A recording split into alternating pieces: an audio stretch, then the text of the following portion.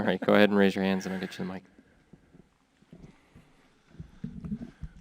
John, in 2023 especially, what does 200 innings mean?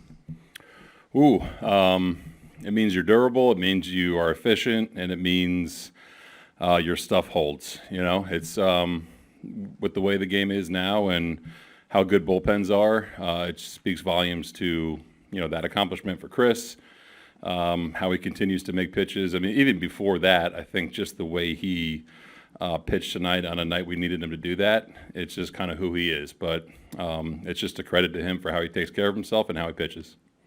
And with how well he pitched, it didn't get to an awkward point, I don't think, for you late, but how choreographed was that, and how much were you hoping to get it to that perfect spot?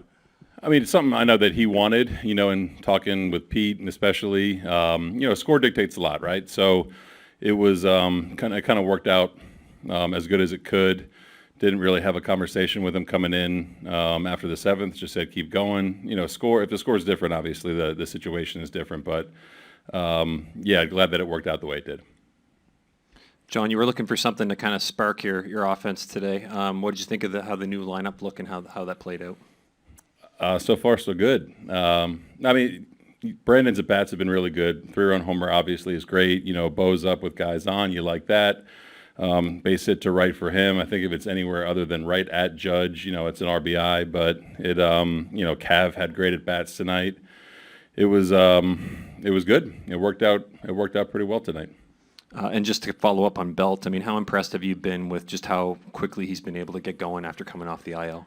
Yeah, it's not easy. And, he was pretty diligent with the work that he did. And, this is the time of year that he wants to be a part of it. So worked really hard to get here. But it is impressive, first 3 games, after a pretty significant layoff without a rehab assignment to do what he's doing.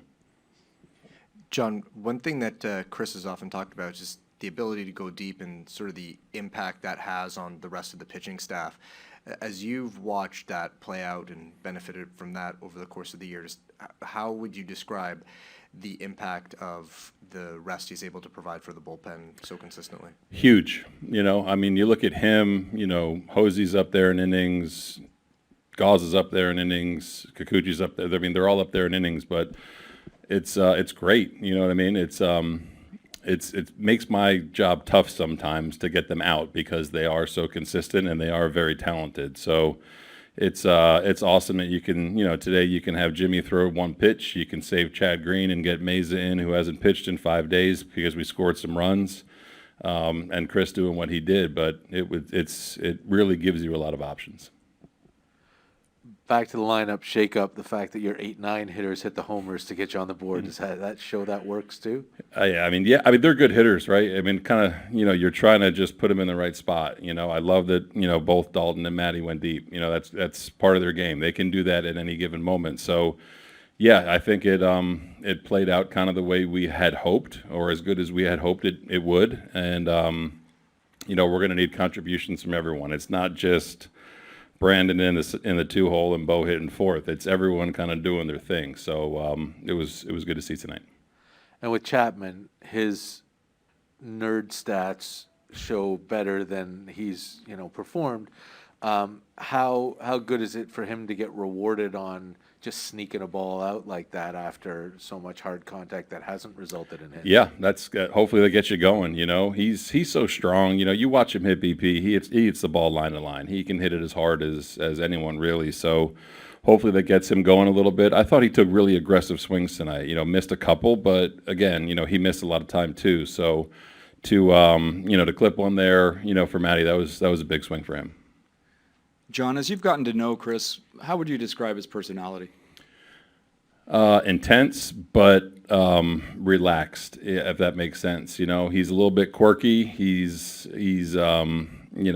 probably should have been left-handed in another life, I feel like, but he's as good of a competitor as I've ever seen. And, he understands what he's doing. He understands how he feels.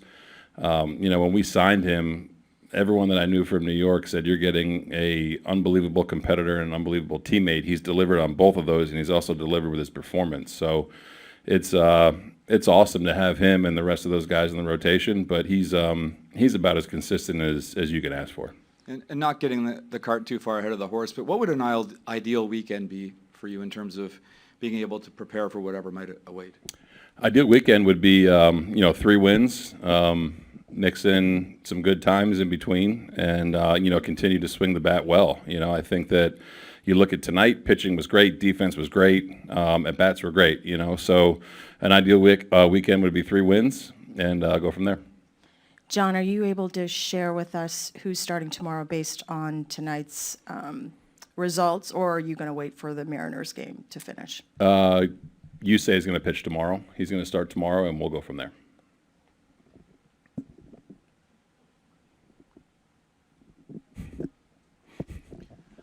John, with Chris Bassitt, 23 pitches to the 28 hitters he faced, could the rest of your starting pitchers learn from the aggression towards every hitter that he faces? 23 first pitch strikes. Is that what you're saying? No, 23 balls total. Oh, gotcha. Yeah, I mean, his stuff plays. We've kind of preached that to where it's, it's get ahead and it's trying to dominate 1-1 counts. And I think that he's really kind of taken that and ran with it. Hitting's hard. We've seen that all year. Everyone sees that. I think he's coming after you, and if he's going to get beat, he's going to get beat with something that he wants to do, in the zone until it's 2 strikes. So, yeah, that's kind of what we preach to everybody. He's just executing at a really high level. How much would you rather clinch a playoff berth by winning a game than waiting for a score from the West Coast? Either way is perfectly fine for me, Griff. With Tampa locked in now, do you expect anything different from them this weekend, since the only thing they have to play for is to knock you out? No, I mean, I think that they play, their brand of baseball no matter what. Kevin does a great job of managing that team, and expecting 3 really competitive games from them. So we got to be ready to roll, and hopefully we can kind of carry tonight into tomorrow. Thanks, everyone. Thank you, guys.